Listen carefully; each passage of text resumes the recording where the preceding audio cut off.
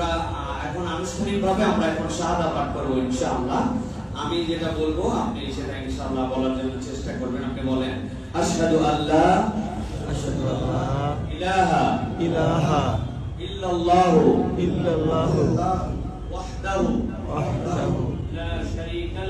লা শারীকা লাহু ওয়া আশহাদু